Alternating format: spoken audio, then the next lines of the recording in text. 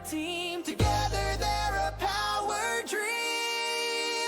The doctors are in, let the show begin. Double the wisdom, double the grin.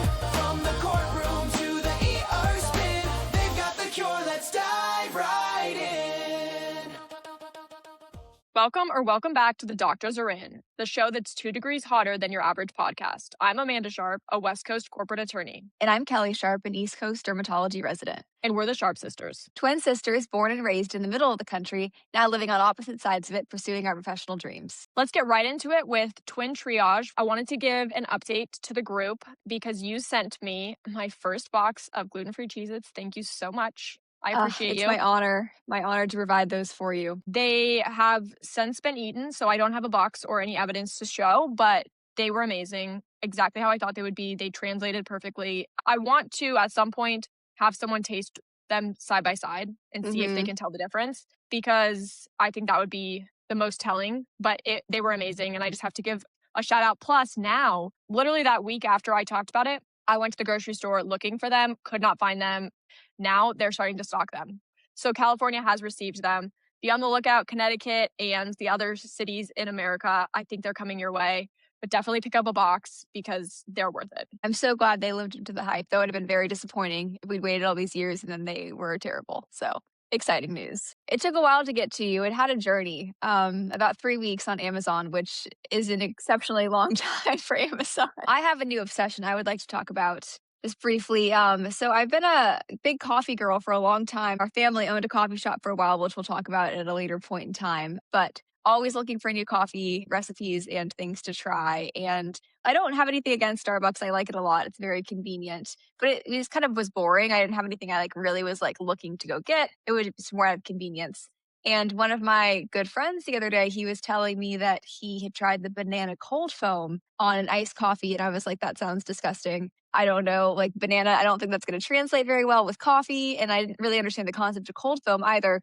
But it's basically if whipped cream was slightly more substantive, if it had more weight to it. And then it's banana flavored, which sounds gross, but it's actually really great. It tastes like a piece of banana bread in a really creamy foam version, and it's an amazing over iced coffee. So I've had probably 15 of them in the past 6 weeks. I love it. Resting. I'm midway through one right now. Wow. And I recommend everybody give it a try. They have a bunch of different cold foam flavors as well, but the banana cold foam on a matcha, they call it the banana bread matcha, is incredible as well. So if you know, you have to go try, but don't blame me if you get addicted.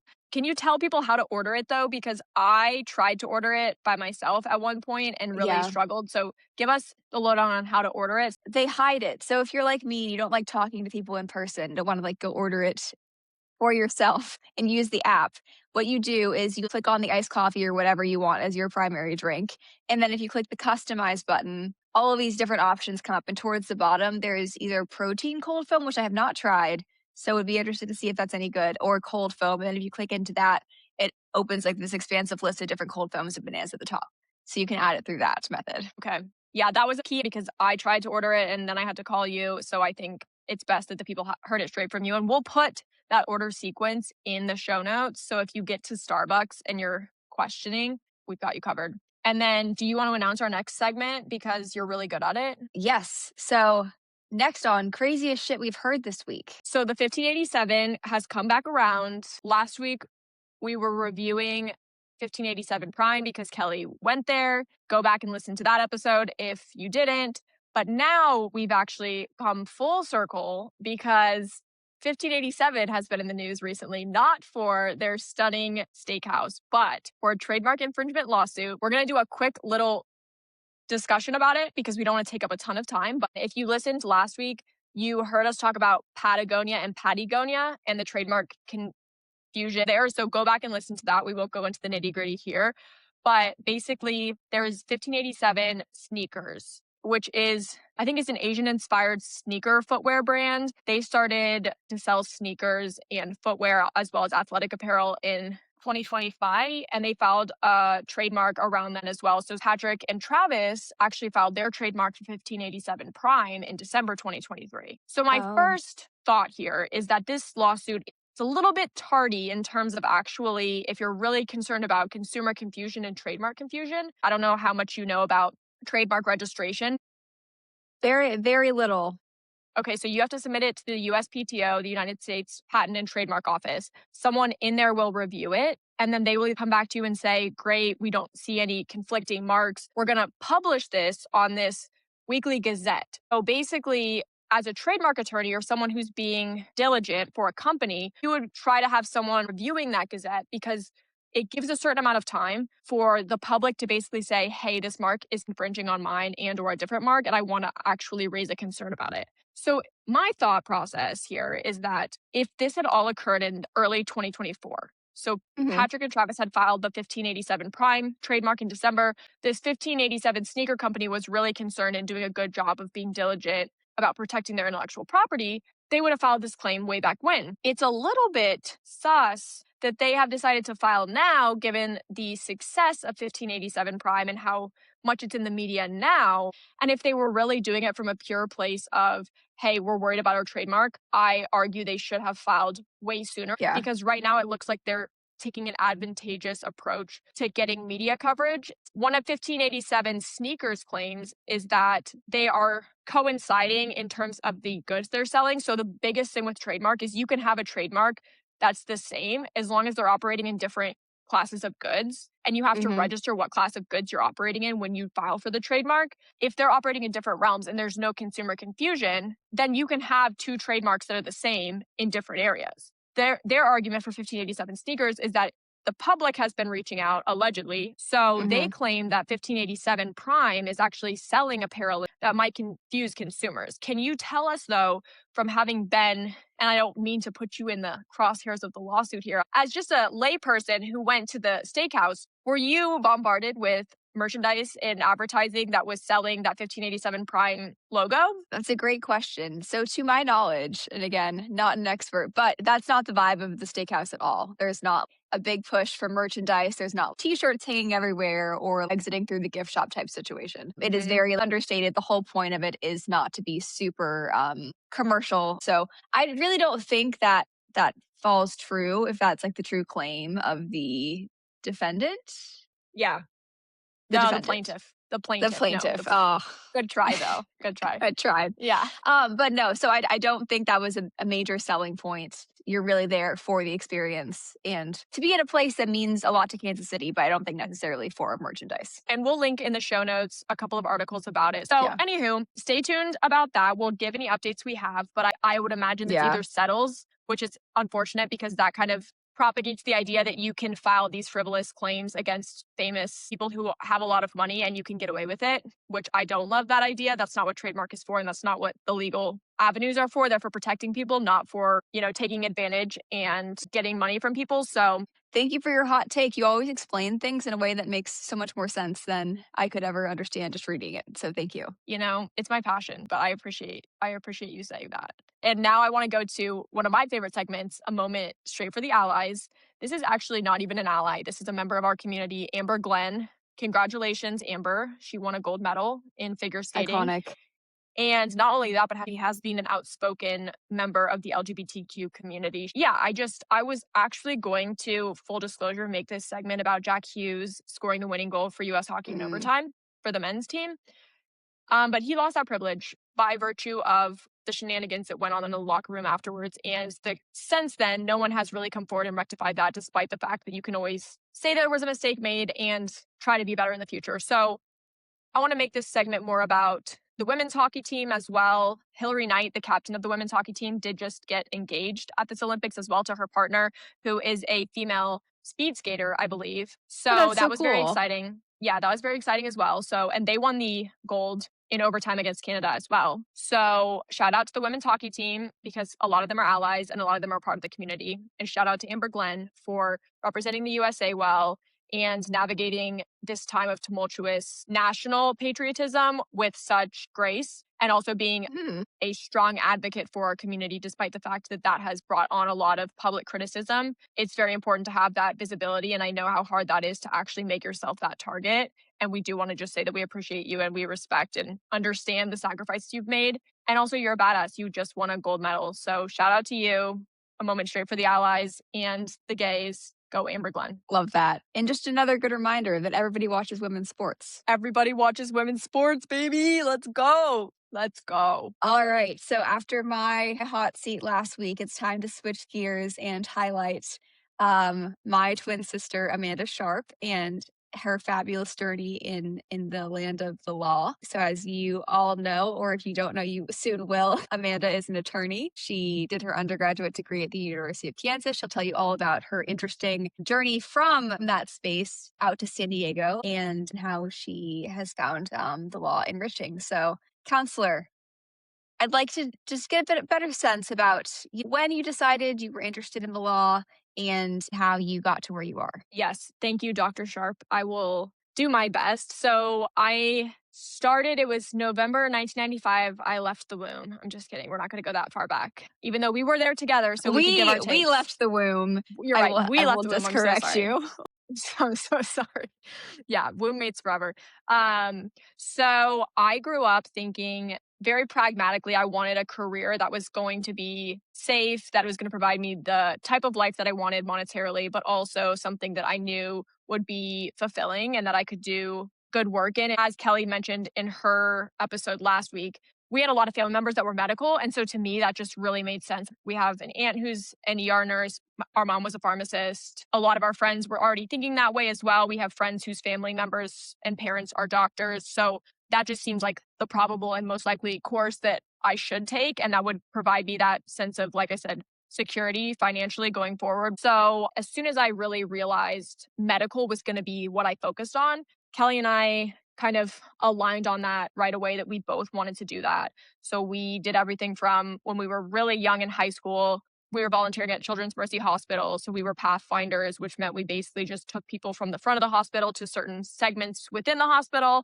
And that was very exciting because we were in the hospital, but we weren't doing a lot hands-on. And like I mentioned briefly last week, I actually took the opportunity to do a class when I was a senior in high school with my best friend, Hannah, where we went and got our certified nursing assistant license. So CNA for short. And that was a great experience. I think that should have proved to me that this wasn't my path. Again, in denial at this point about a lot of things. So I continued on despite some of those red flags showing up. So after CNA, we also did the Nurse Academy, which was kind of this weekend quick course where we went up to the University of Kansas, where Kelly ended up eventually going for nursing school. We learned how to birth a baby and fix a broken bone. I mean, all in theory, but we did do a lot. It's diverse. There was a lot covered. Yeah, it was very involved. And so shout out to them because they provided that to these cool high program. school students. They still do that. It's cool.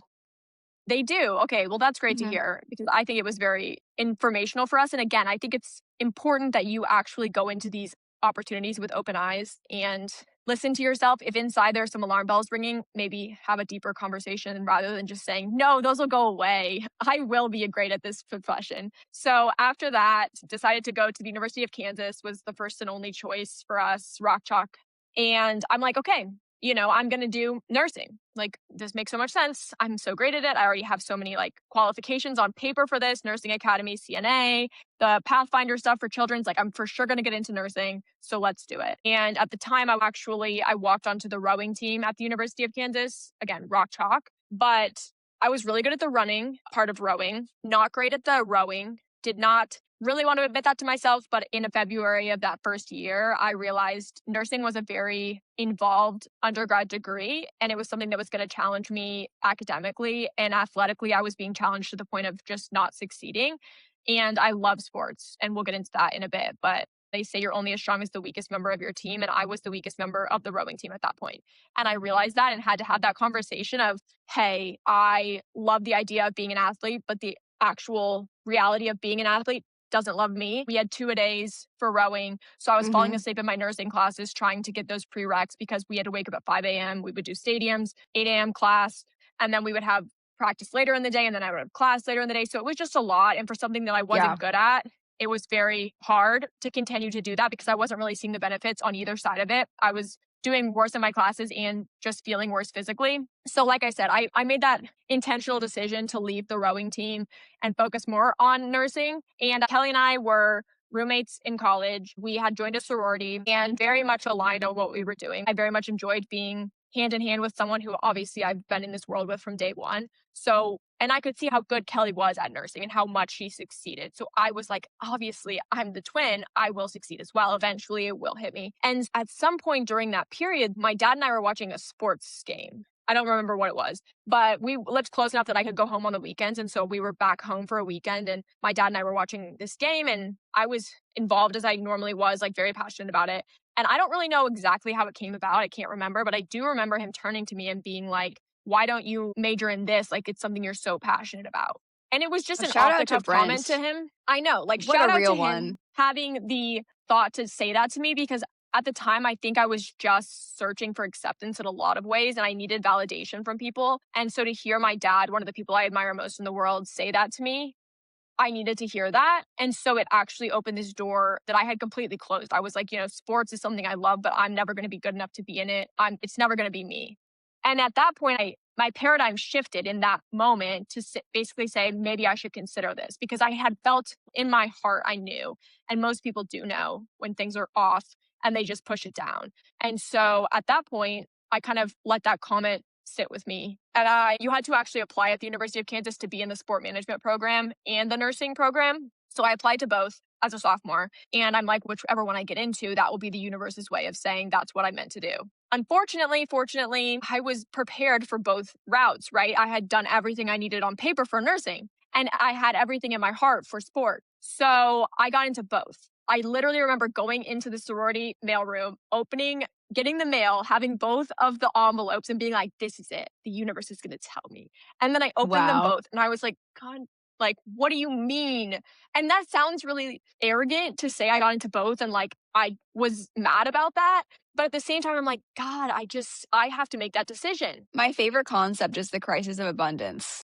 It really is like such an interesting phenomenon. And I think in general, your mentality has always been if you're going to do anything, do it to the highest of your abilities, prepare yourself for any possibility. And like, I think that was just a true example of when you could have done anything because you were really exceptionally prepared for both routes. Yeah.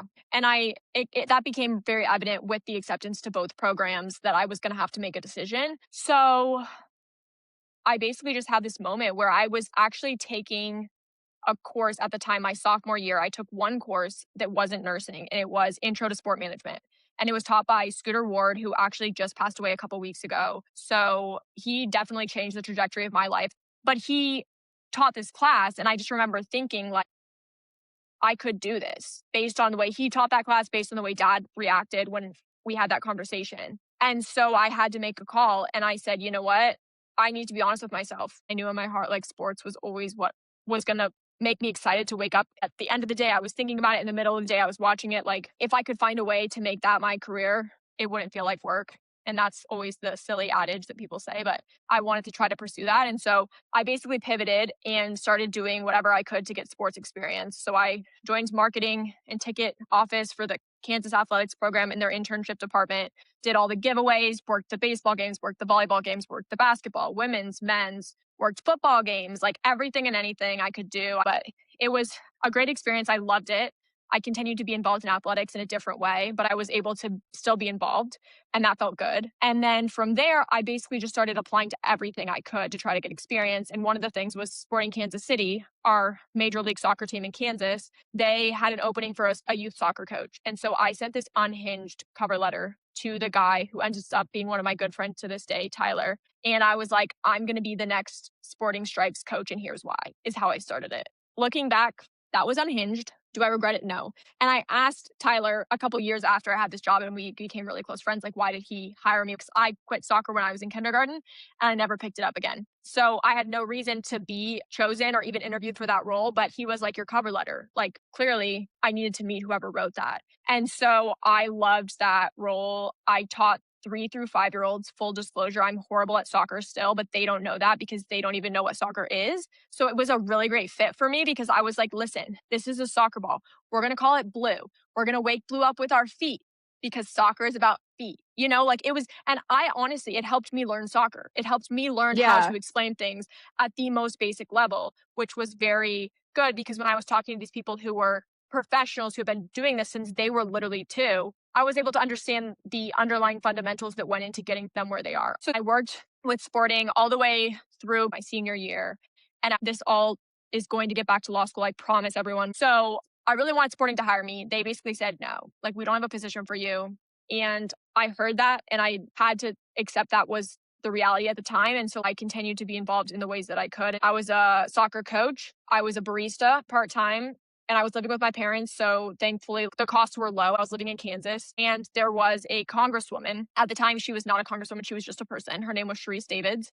And my mom saw a commercial for her. And she was actually running a grassroots congressional campaign against the Republican incumbent at the time, who I think was about to step down. And so this was a changing of the guard. And where we grew up, Johnson County, has been historically very purple. So if you're familiar with, like, red is Republican, blue is Democrat, purple means there's a mix of both and it can kind of swing both ways, which is what, like, a swing district is. And again, my parents are very critical in this journey of validation on how I should go about choosing certain things. But my mom said, you should intern with her. You should just reach out and see if she needs help, because she's honestly so small right now. And why not try to get involved? So I was like, that's a great idea. I actually had an interview and they basically said, yeah, you can do call time with her, which meant I basically dialed the phones and listened to her try to ask people for money for the first couple of months. And at this time, no one knew who she was. They had no reason to give her money. So it was a very great learning experience. It was, she just kept getting back up. And she had been an MMA fighter. She was a lawyer by trade. She went to Cornell for law school. She had done the White House fellowship program. So she was very accomplished in her own right. But to hear her continuously get put down by these people and shot down for all the things she was asking for, and then to continue to see her get back up, was inspiring on so many levels. And she ended up becoming kind of a mentor to me. And since I was on the ground level of the grassroots team, I continued to be involved through November 2018, when she actually won and became a congresswoman, which was incredible. It was one of the most amazing defining days of my life, because I grew up thinking that I had to either be lesbian and be out and happy about that, or successful, but there was never a path where it was both. And she showed me that that didn't have to be the choice anymore. And I knew on that day, when she got elected by a landslide really early on in the night, normally it takes like into the late early hours of the next day to decide, and she won. I just remember like screaming and running around the room and crying and being like, it all actually mattered. And that moment to me was so defining, because I realized that there was something I could do with my life that was a bigger purpose, and how was I going to get there? I didn't know. And I started to think about it. And so I got an offer to join her finance team as the finance assistant. So I basically just helped raise money, which was funny and weird and inspiring and difficult and challenging and everything. I did that for about a year. So I got a lot of FaceTime with Congresswoman Davids as a result. And I'm still lucky to call her a friend. But at some point I realized, hey, I need to make a jump. And she was a lawyer, and she had said, I think law school was one of those invaluable things, because it opened a lot of doors. Whether or not I wanted to walk through them was another thing. But being able to have those doors open to you is invaluable. So to the extent you can go to law school right now, I would. So she wrote me a great recommendation, which again, I'm very grateful for her. And I started just applying to law schools. And this is right before COVID hit. So I think I applied in 2019 and I started getting acceptances in early 2020. So I applied to about 13 schools, most of which I knew probably weren't going to work out, but you have to cast a wide net. And I was traveling around the country kind of looking at different schools. And I remember the University of San Diego, where I ended up going, was my last school I needed to look at. And I had grown up coming to San Diego because my aunt lives here and we're really close. So we'd come here at least once or twice a year. But I remember thinking, okay, well, if I see University of San Diego and it makes sense and it feels right, like that's the choice. And I had seen all the others that I was thinking about, including Quinnipiac. Yeah, I did get into the law school that Kelly went to, the med school, and they actually shared a lunchroom. So we thought about like, what great of a story would it be if we could meet up for lunch in like law and medical school? It didn't end up being the right choice for me at the time, because I really wanted to stay in the sports realm and I really didn't want to live in Connecticut. And I love Kelly so much, but those things really, yeah, it made sense. And I would choose San Diego too. I knew we would eventually end up together, and we still will, but we had to be on opposite sides of the country for our own journeys. And so, and for this podcast. And for this podcast to make any sense. And otherwise we would just be able to catch up in person and we wouldn't even need the podcast. So thanks, universe, for that. But Yeah, basically everything shut down. COVID made it impossible to travel. And I just had to make a gut decision without seeing the University of San Diego that it was the right choice. And that's the first piece of advice that I will give is don't make a choice that doesn't align with who you are inside. And I knew I got into the University of Miami, actually, which is a very good sports school. And I got into their sports and entertainment law fast track, which is incredible. I still look at it to this day and wish I could have done it. I also got into Cardozo in New York. Loved that. I would have loved to have been a part of their fashion, arts, music, and entertainment course. But I knew I needed a support system. And in New York and in Miami, I didn't have that. I could not have handled the Miami, Florida politics and the humidity. No. New York, just a different beast. Even though Kelly's close, like I knew I wasn't strong enough to handle that city on my own at the point I was at. And I knew I could be involved in Cardozo eventually in another realm. But University of San Diego made sense. And so that is the longest way I could have gone about telling you how I ended up where I ended up. But that is the story. I went to law school. Now I'm a lawyer. But I think it provides a lot of context. And I think it is important to showcase that every path is different. And it's so interesting to hear just how organically you sort of wove through these experiences and found something that was undeniably a personal, unique path that you came to organically. And that's really, really cool. And I think it's important to express that and to explain it and to share it. But I'm going to put you on the spot again and how you had me do. I'd like to hear your elevator pitch. So short, sweet, succinct. Give me all the high level detail about how you came to be and where you are now. Yeah, I will say I actually was doing mock interviews my first semester in law school, and I had a mock interview with an alumni for University of San Diego. And he was like, the first question, what's your elevator pitch? And I had nothing. Like I came to this so prepared, thinking I was prepared, but at the same time, I didn't know. So I said some bumbling answer, and he was like, you need to get elevator pitch. But honestly, thank him for being so direct because now I do have one, and it has gotten me where I have now been able to go. So my short story is born and raised in Kansas, grew up a Jayhawk, knew I was going to go there for undergrad. When I was at the University of Kansas, I started getting involved in first the athletic side as a rower, and then on the front office side in the ticket and marketing office and internships. At that time, I also reached out to Sporting Kansas City, our Major League Soccer team, and I started working on their youth soccer side. However, that was very male dominated. And I saw a lot of the time I was the only female coach on the field. And I saw how much having me on the field as representation for those younger female athletes during our summer camps really was an invaluable part of those young girls' journey. And that really inspired me. And I wanted to be able to, at the time, we didn't have a women's soccer team. So I wanted to continue to be able to be that kind of beacon of light and visibility that I needed as a kid.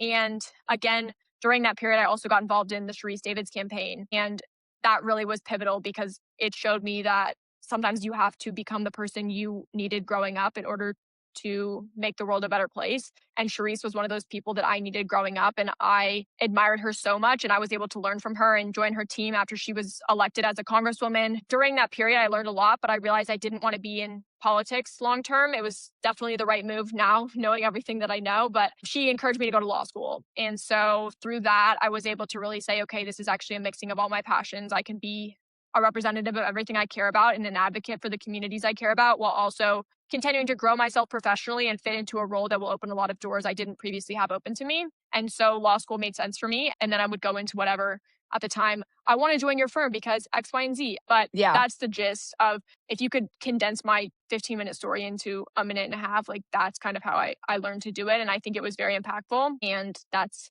what I have for you for elevator pitch. Beautifully done. Would have been an amazing elevator ride. Thank you for that. You're welcome.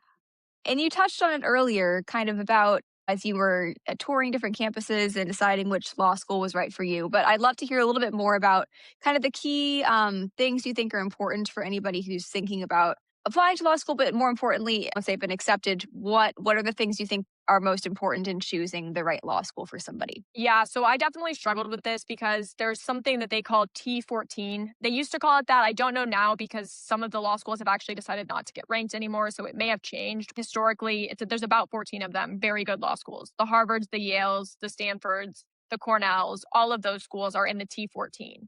And I was reading a lot because I was a first-gen lawyer, which like first generation means no one else in my family had gone to law school. So I didn't have a lot of advice. I was having to organically find it.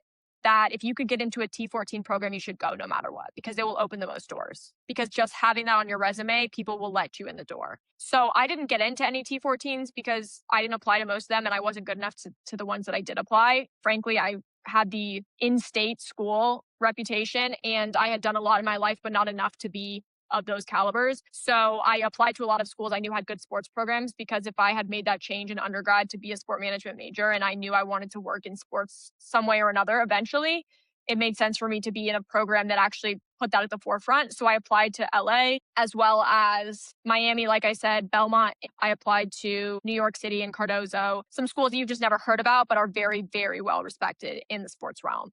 And the University of San Diego wasn't. Frankly, it had nothing in that realm, but it had ENK, which was the selling point for me. And it was close to LA, and you are close to New York. And I knew if I wanted it enough and I was clever enough and I continued to just push, eventually I would find a way in. And so at the time, I realized what was most important to me. I could figure out the way to implement sports, but I could not figure out a way to implement that foundation of a family and a support system. I couldn't just make that overnight, but I could do all that I could to make USD a sports school, So I balanced that, and I realized like what's most important to me is having a support system in place already. So I would say make sure you think about what your passions are, but also what are your necessities, and you're really honest about that, because you will fall or fly based on whether or not you're put in a position that's going to serve you long term. No, I think that makes a ton of sense, and I definitely can relate to that. So the next question I wanted to ask you, we both have some experience with graduate level training, but I'm curious, law school specifically, because you were very, very successful throughout law school. I think you really did the most and had a really good time doing it. So what are some tips and tricks you picked up along the way to get the most out of the experience? Yeah. So I think a couple of things that I always tell my mentees that I'll kind of reiterate here. And then to the extent people have follow-up questions, they can obviously always reach out via LinkedIn or our email that we'll give at the end. But just some general language lingo that I learned. They call the students who always raise their hands and who are very annoying, we all know them. They call them gunners. And you never wanted to be a gunner in law school.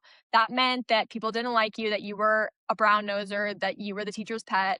But I always like to say that I was an assassin. So by the time my friends and, classmates realized I was a gunner, it was too late. And not in a bad way, but it was more like I got my shit done behind the scenes. I was executing, but I didn't need to be outwardly telling the rest of my classmates about that. So to the extent you can be an assassin and not a gunner, you need to have your sights set and you need to be doing what you need to do in the background, but you do not need to be telling people about that. And if you find that you need to tell people about your successes in order for them to be successes, that is something you have to square with yourself, because at the end of the day, your efforts will become widely known if you are good at doing stuff behind the scenes. And they say what you practice in private for 1,000 hours, you're very good in public. Similar thing. Also, they have this phrasing of 1L, 2 hell, and 3 LOL. So 1L, they scare you to death. 2L, they work you to death. 3L, they bore you to death.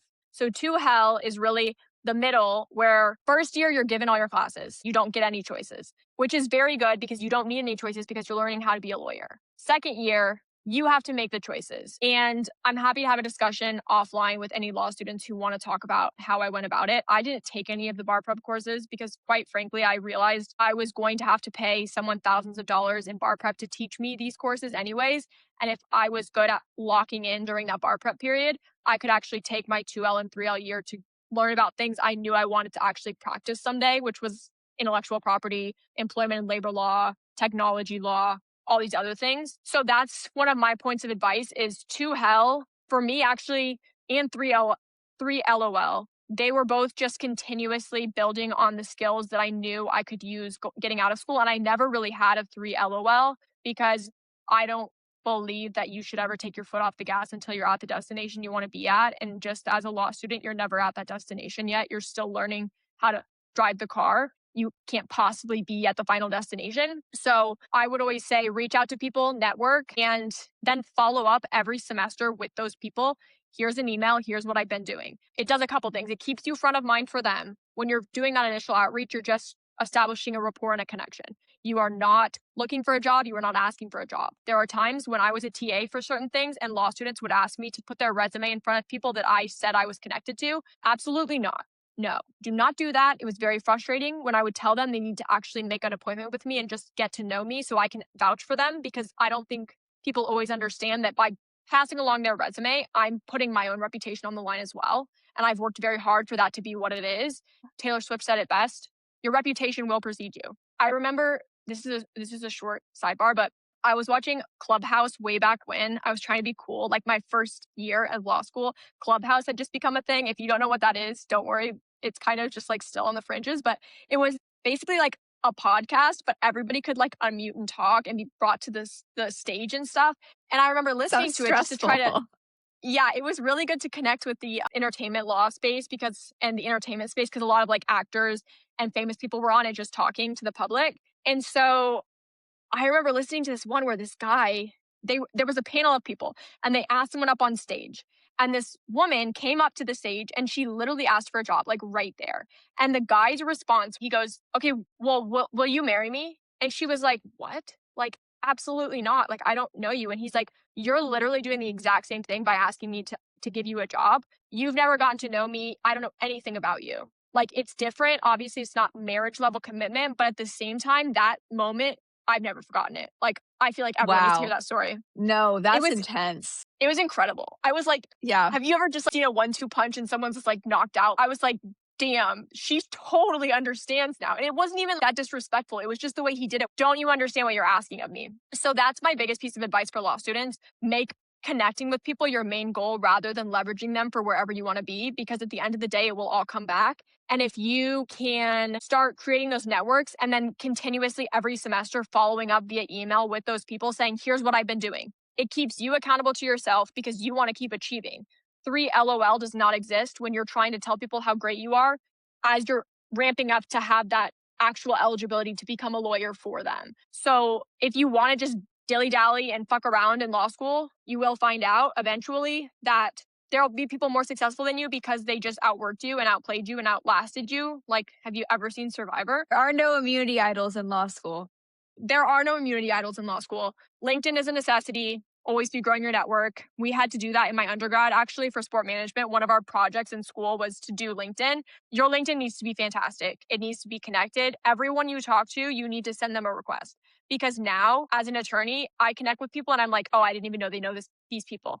Do not send LinkedIn requests to people you don't know without a note. If someone messages me, and even if I have people in common and I don't know them, if they do not send me a note, I am not accepting their request. If they send me a note, sometimes that happens and they're like, I'm a law student at X, I want to talk to you about Y. Great, I will do that.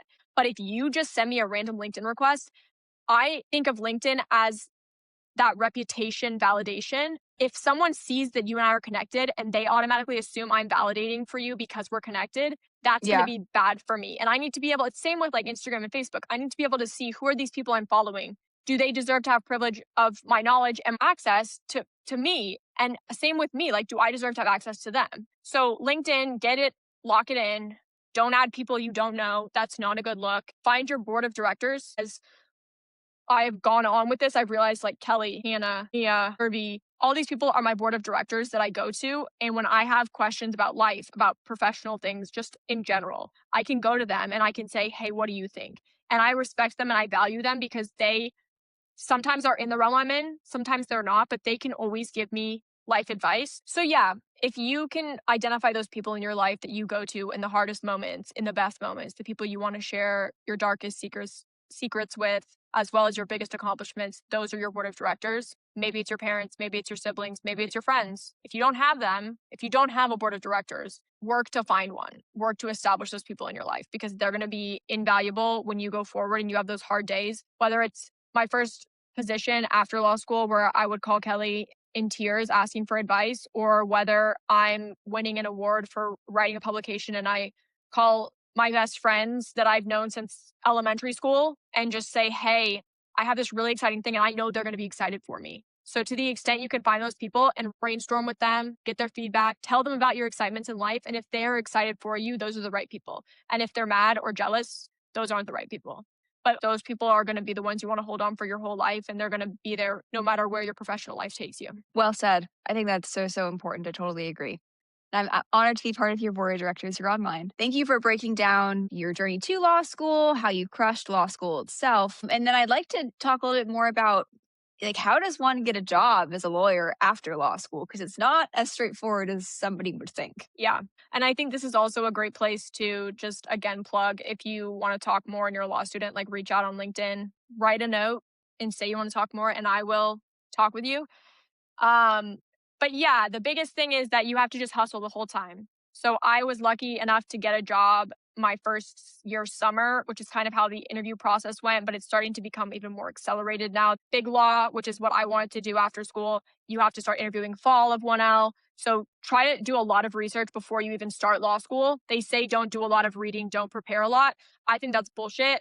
You can prepare, you can learn a lot about law school itself without actually learning the subjects. So do your own research, reach out to the people. Like I said, I'm happy to be a resource.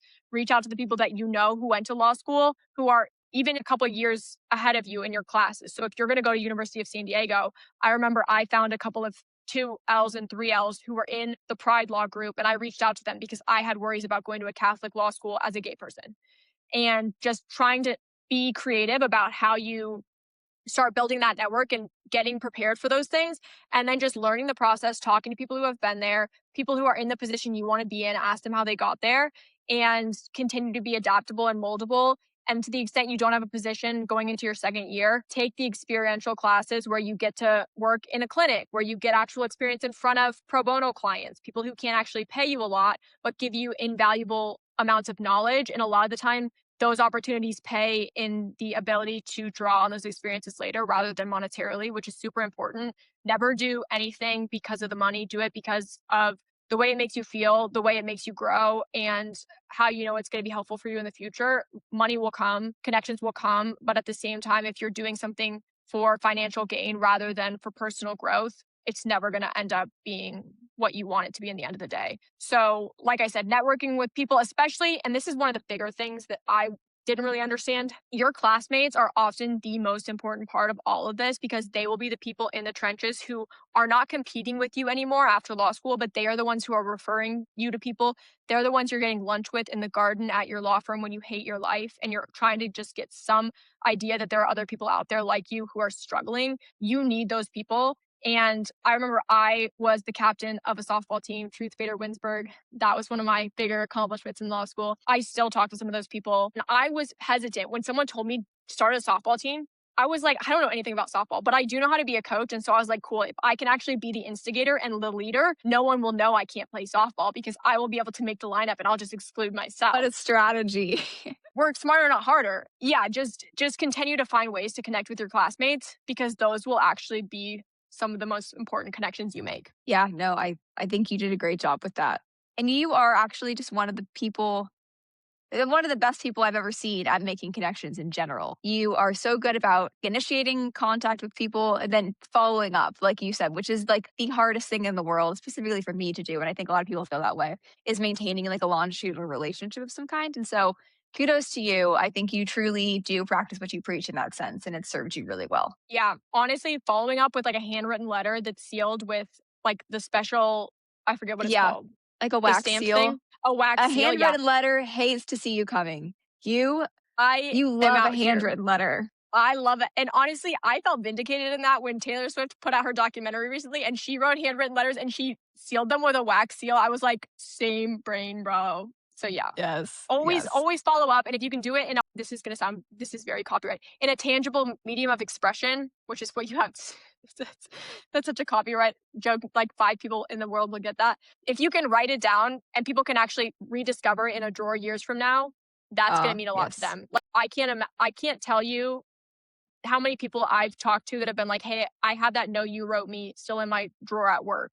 Because just people don't do that shit. And nobody's going to rediscover an email because let's be honest, who's going back in their emails? But they will rediscover a note you wrote for them and they put in their drawer when they're leaving that job or they're cleaning something out, and it will just put you front of mind. And it's an easy thing to do. It takes you 10, 15 minutes, but it's a lifetime that they can continue to remember you. And it kind of just cements you in their story in a way that I really like. I love that. And then in terms of finding a job, figuring out what's going on after law school, if you could just break down a little bit about what sorts of licensure exams are after law school, because I know you've got the big one, and then also kind of like how one decides like which path to go, because there's a lot of different subsets of the law, lots of different roles that a lawyer could serve, and just I felt like that was something I didn't know anything about until you kind of went through it. Yeah, definitely. So I would say right while you're in law school, there's this thing called the MCLE, which is like the multiple choice legal ethics exam or something. You have to pass that in order to become a lawyer. That's something that a lot of people forget about. You can take it multiple times until you pass it. I would suggest starting at your 2L year, because if you can get it done and out of the way, especially if you stack it with taking professional responsibility as a class, because that's exactly what it entails, you can work smarter, not harder, and study for your PR final and then take the MCLE and get it all done. So our cousin William is in law school, and we were talking about this, and he passed his MCLE recently, which I'm super proud of him. But Congrats it's one of to those him. things, I know. I love him. It's one of those things you Me can too. get under your belt, and it's required to be a lawyer, but people forget about it. So always make sure you're reading all the stuff that's not the bar, because everyone knows about the bar. There's a lot of things. You have to get fingerprinted. You have to do a background check. Like, there are these things in your law school, a lot of the time will help you. They'll bring the fingerprinting people to you. And some of those things will become less burdensome than you think, but they will sneak up on you. And if you don't pass the MCLE, but you pass the bar, you will not be a lawyer. And the MCLE is only offered a couple Yikes. times a year, just like the bar. So it's offered more than the bar, but you have to be diligent about planning. So that's one thing I would say. Bar prep is its own beast, and we'll talk about it a little bit closer to the bar. We'll do another episode where we kind of break that down, but it will all work itself out as long as you follow the stuff and you do the readings and you do 100% of the course, it will be fine. In terms of actually figuring out what position you want to be in, when I went into law school, all I knew was litigation, because every court show, and I didn't necessarily think that was what I wanted to do, but I was like, I guess if I want to be a lawyer, I have to do that. And then I realized we actually had a really great program that's still going on, and I was actually a TA for it, and I've been a coach for it in the past as an attorney now, called EAP, Experiential Advocacy Practicum. And throughout that, it's this cutting edge course that Professor Linda Lane actually created. She used to be an associate and partner at one of the big law firms here, and now she's an actual full-time professor at the University of San Diego. But she created this program where your first semester, you actually do litigation-based things. So you do opening remarks, you do a deposition of an opposing side witness, and then you do closing remarks. And that was really great to have to prepare that. And then the next semester, you do transactional. So the two buckets of law, for the most part, are transactional, which is very much win-win. You and I are both trying to negotiate. It's when you see contracts, any kind of boardroom business. It's not a lawsuit, basically. That's transactional. Litigation is very much win-lose. I am trying to beat you. I am trying to be, conniving is not the right word, but I'm trying to be strategic in the ways that I am able to get around the rules of evidence. I have to go through a very specific channel of things, and then I'm presenting in front of a judge and a jury at the end of the day. So the second semester of EAP was the transactional part. So we did a contract review, we did a negotiation, and then I forget, there was another thing that we did, but it was very good practice. And then to the extent you can get experience, like I said, in some of your classes during law school, and just talking to people you think are in positions you might want to be in, the best thing you can do, I remember I clerked for a judge, and I never really wanted to be a judge clerk after law school, which some people do that. But I just wanted to have the experience of being able to see in person. Like, I'm a very visual learner. So going to court and actually watching the proceedings happen helped me understand criminal law and criminal procedure in a way that I just could not comprehend by reading it in a book. Like, you're sitting in a courtroom and you're watching attorneys present the evidence, and then you can see like how objections actually happen in those things. And then just continuing to, like I said, network. You never know what's going to happen. We actually got deferred. So I got a big law position and I was riding high. And then the law firm reached out when I was April 2023 and said, hey, you can't come on in October. You're going to come on in February. So they gave us a smaller stipend, which covered most of our cost of living. But I kind of had to square that with, do I look for a different position? I was kind of freaked out. So to the extent there's a law student listening to this that's in a position that's similar, I'm happy to discuss that offline. But I remember you and I were able to hang out more, and I went to Nashville with you for residency at Vanderbilt, and just hung out Not in for the residency, Airbnb. for the away rotation. I'm sorry, whatever. Yeah. The away rotation. There's so many different things. I know. There's nuances, but no, and that was like so fun. So honestly, I feel like throughout, I mean, you came out here for quite bit like a chunk of time, did your final exams for one of your law school years out Yeah, here. We got to my hang very first out. exams.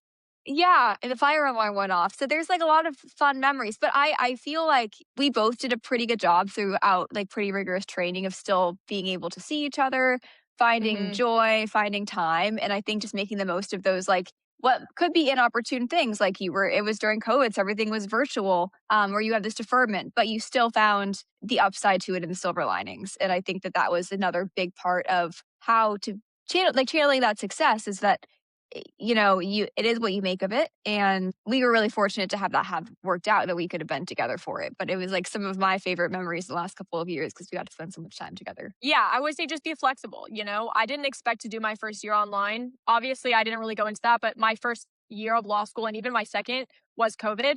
So I did virtual law school. We called it Zoom School of Law because literally we never met each other in person.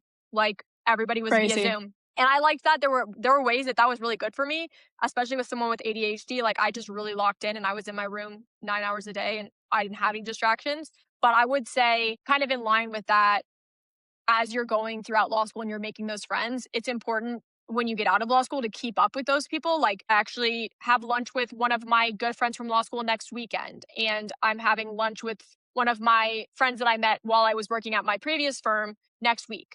And I have a law school fantasy football team league where we all Yes. just kind of connect. So just keeping those avenues open. It's not like you have to meet with them every single week or keep them up to date, but just having a touch point where, hey, I know I'm going to be able to connect with this person in September because football will start again. And then it's not going to be as awkward if I have to reach out to that person in 3 years. Like this happened to me just the other day. I matched with a mentee through USD and they always give me mentees every year because I just sign up for them. And this person was having an interview. She wanted to work at one of the law firms that one of my good friends works at. And so I was able to reach out to my good friend and just say, hey, will you talk to this person? I vouch for them. They're a great law student. They'd be a great asset to the firm. But obviously, it's very hard to get into like the bigger law realms. And this person met with my friend and my friend loved this person. And it was just a really good experience. And overall, I don't know if anything will ever come of that. But now those people know each other. And you never know who knows who. It's a small, small world. That's the biggest takeaway. And loose connections a lot of the time are the way you're getting those next positions. It's not the people you're best friends with. It's not you and Hannah that are giving me my next position. It's going to be this person I was on the softball team with, who I was the coach, and now they're a 2L, and now they've graduated, they've taken the bar, they're at a law firm. I want to join that firm. Will they be a reference? Whatever it is. So never underestimate the power of connection, and remember your reputation is always preceding you. Never do anything to tarnish that. And if you do, there have been times where I have done things that I didn't feel good about or that got brought to my attention that I could have handled it better. And I just address those right off the bat and say, yeah, this is a learning experience. I'll never forget it. And I will never make that same mistake again. But I try to make it clear to that person how big of an impact that specific mistake was to me so we can move forward in a productive way rather than just having that continue to be something that builds. So you want to continue to, even if there's a problem, clean it up before it gets out of hand. Yeah. It's not lost on me that literally over your shoulder is the reputation poster from Taylor Swift's tour. It's very perfect. Is it? I hope I can't see this far on my screen, but that's Perfect. the theme of the day. Yes. Reputation. And then just closing, last pieces of advice for any future lawyers, current lawyers, just individuals in general that you kind of want to leave. Yeah, I think two things that are kind of closing points. I had a law school teacher my first year. Again, this was my first semester. We were all virtual. But he told us before we even took our final exams, and law school is interesting if you don't know, there's really only one exam, and that's your entire grade. So you can spend the whole semester learning how the professor you're going to take the exam for works. But at the end of the day, it's just this one test. So before we took those tests, it's very nerve-wracking. It's very scary. Our professor told us, I want each one of you guys to take the last 5 minutes of class today and write yourself a letter, just the 1L self. And that way you can look back on it when you're graduating, when you have hard times in your career, and you can remember like why you went to law school. And I wrote that, and I actually have like published it on my website where I write all my stuff. So I could look back on it and just continue to remind myself, like, I went to law school because I needed this version of myself growing up. And I needed that advocacy. And I need to know that if I have a wife and kids someday, that I'm going to be able to protect them from whatever this administration, this world throws at us. And that I'm moving forward in a way that's going to protect me the best way I can and the ones that I love. So I wrote that all on this note. And I also just wrote some silly things like, I was able to spend more time with my parents and my first dog, Bentley, that I love. He's the love of my life, like because of COVID. And just always be looking for those silver linings because life is going Just to be throw looking. curveballs at you. Always be looking. So yeah, I would say write yourself a note, even if it's the beginning of law school or the end, whatever it is, and just have that with you and make it really truthful and vulnerable. You don't have to share it with anyone else. You don't have to publish it for the world, but just know at the end of the day why you went to law school, and don't let the struggle of law school and the struggle of being a lawyer ever eclipse that reason why you actually went into law in the first place. Then the second thing is, and this is our family's motto, and I tell people this all the time, this is something that our parents learned at a real estate seminar years ago. So it's not something we created as a family, but we've really taken it upon our family to have They've this be our motto. internalized it. Yeah, and I think it's fantastic, actually, now that I've It lived is, a little it bit more is. life. That if you can do to 3 to 5 years what other people won't, you can do for the rest of your life what other people can't. And that goes in every aspect. So if you go to school, if you go to med school, if you go to law school, what other people won't, you can do for the rest of your life what other people can't. If you go into big law and you take the harder positions that are more challenging at the beginning of your career, it's going to pay off in ways you don't even know. And whenever I think about taking the easier route, I always think in 3 to 5 years, am I going to be happy that I slept in, or am I going to be happier that I got up and actually ran? Am I going to remember that I skipped that networking event, or am I going to remember that I met these people who ended up becoming my colleagues someday? So to the extent you can take that and make it your own, and just, it doesn't have to be 3 to 5. It can be 1 to 2. It can be 1 to 2 months, whatever you want it to be. But that's the biggest piece of advice and life motto, actually, that I kind of just live by is, if you'll do now what other people won't, you can do later what other people can't. Mm-hmm. I love it. I completely agree. It's like the rule of delayed gratification and how it truly just expands your future potential. For so long. You've been alone for like, Yeah. So thank you, counselor. That was a really insightful look into how you came to be and where you're going to be going in the future. And it's really, really exciting. I'm so proud of you. And then to end things on one of my favorite segments, I think it's always just fun to think about these things that are universal experiences, things that feel illegal but aren't. yes, I would like to start this off with Wendy's 4 for 4. I got food poisoning, full disclosure, one time from Wendy's 4 for 4. And now with the She's a economy, biased source. I'm just a traumatized source. I'm not biased. I had a personal experience, but it did taint my love for Wendy's. I don't know. I just think $1, especially when it's meat, just feels not 100% legal. I agree. It seems like it's maybe not the best idea. Anyways, another thing that I think feels illegal, and I have a story about this, but spitting your gum out on the sidewalk or in the grass without covering it up. Kelly asked me before this what that meant. So think of it like, I have actually stepped in hot gum on the sidewalk, and if it gets stuck to your shoe and it causes you to have to take it off your shoe for an hour, that's the illegal part.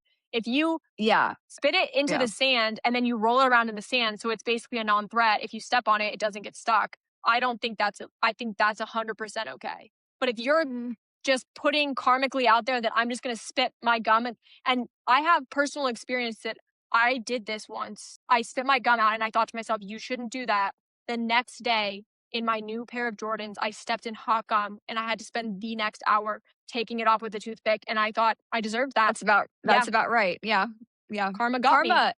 Karma is real, 100%. Yeah. So the gum, that's a hard illegal for me. And then we'll end it there. I have an interesting one. I don't know if this was a Kansan experience, a universal experience. If it's not something that resonates with you, you should try it because it was very fun. But there's this concept of a flat Stanley. I don't know who Stanley was, but it's like it's a piece of paper basically that you cut out, draw. It's supposed to look like you or somebody. It's not supposed to look like you. It's supposed to look like Stanley. No, it not. Doesn't look like you. No, they're like, we made our own in elementary school. Like there was like a flat Kelly, and then you'd mail it around. Yes, they weren't all Stanley. Oh, the flat Stanley is.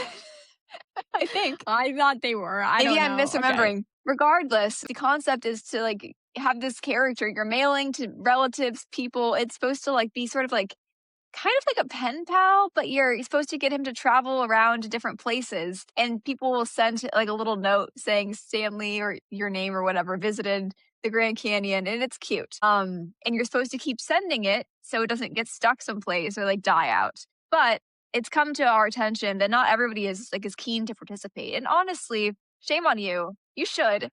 It's fun and it hurts no one. But you know what does hurt someone? Not passing it on. You can't let him rot in one place. If you don't pass a Devastating. flat Stanley on and you end the chain, that's probably illegal, in my opinion. You know those And chain also, we should text bring it back. messages?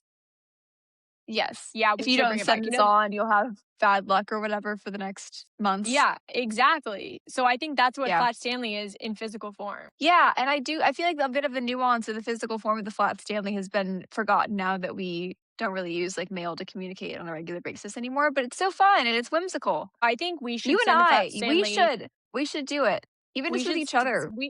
We should send a flat Stanley to Hannah. Tell her my she gosh, needs to yeah. pass it on. Give her no context, but just it's gonna be a Stanley. It's not gonna be Amanda or Kelly. It's gonna be a Stanley, and we're gonna say, Will you find a please- picture of the Stanley and show us? Because I don't know what Stanley's supposed to look like. Yeah. Oh my God, you're gonna for sure know. Oh my God, this is bringing back so many memories. I'm pretty sure we did. Can you see him? He do be flat. He looks He like he's do from be Hey flat. Arnold or something. This guy in particular is like very like this is like what they were supposed to look like. They didn't look like you. Yeah. I don't Mine know. definitely I think looked we like made our this. own. Maybe your Don't teacher was more gaslight me. creative than mine. No. Oh, here we go. This is what we're gonna send Hannah. To a flat Stanley. There's multiple should do this. versions though. We should do Yeah, I this like one the or tie. this I like the one. polka dots. No, the tie. That man. This guy kind of Yeah. looks like. Yeah, we're gonna send out to Hannah, and if she doesn't listen to this podcast, we're about to find out because she's gonna We'll get in and be know. like, "What is this?" This is our couple of listeners that we have. Hannah has to be one of them, and if she's not, she's about to become one. Yeah. She's gonna be included whether she wants to or not. Yeah, I think, but that definitely feels illegal when they don't send the flat Stanleys on. Because Yeah, I still be a remember good who I person. sent mine Send 'em to, on. and I'm not gonna shout that person out, and because I still really like that person, but I sent them on, and I never ever got any proof of life. For all I know, Flat Stanley could still be at their house. Wild.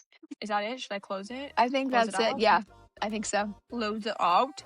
Well, thank you all for joining us for the third episode of The Doctors Are In, the sharpest podcast out there. If you enjoyed today's conversation, subscribe, leave us a review, and share it with your friends and your board of directors. Amazing. If you've got questions or topics that you'd like us to cover, or just comments or funny things you want to share with us, send them our way. We love hearing from you. And you can use our email, thedoctorsaretwins@gmail.com. I repeat, thedoctorsaretwins@gmail.com. Until next time, stay sharp. Stay sharp.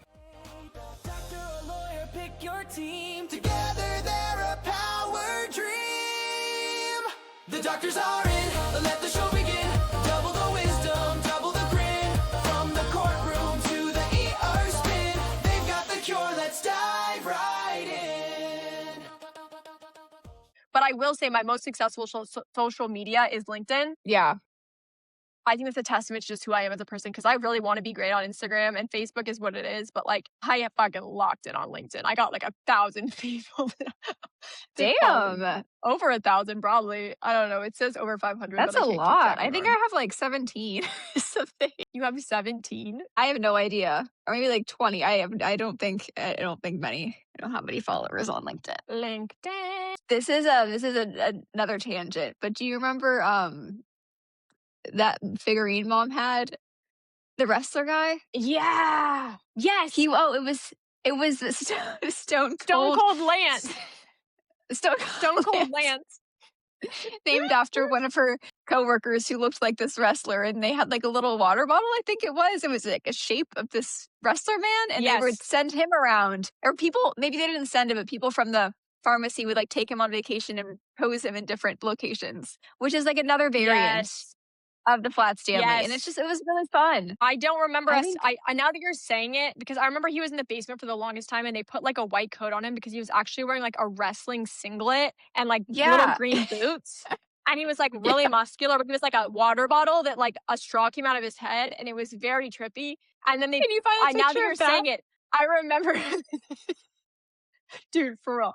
Hang on. Stone Cold Lance water bottle. Stone Cold Steve Austin. Lance was the sweet. Dude, can you see it? I can see it. Yeah. We should buy it and send it to mom and just have it go. Love that. No, we gotta wait. We'll give it to her for Christmas or something. Oh my god, like this one. Oh my god. It's like We probably sold it like in the estate sale, and she's gonna be like, it's haunting me. Wow, that's Oh, incredible. memory Wow. unlocked. Yeah, no, I do remember that. And now Oh, that you're saying it, I do remember we traveled around with it. But it did live in our basement for the yeah. longest time. So I think Yeah, I I just think, forgot that it traveled. It retired yeah, eventually. it retired from its travels. It was too much. It retired.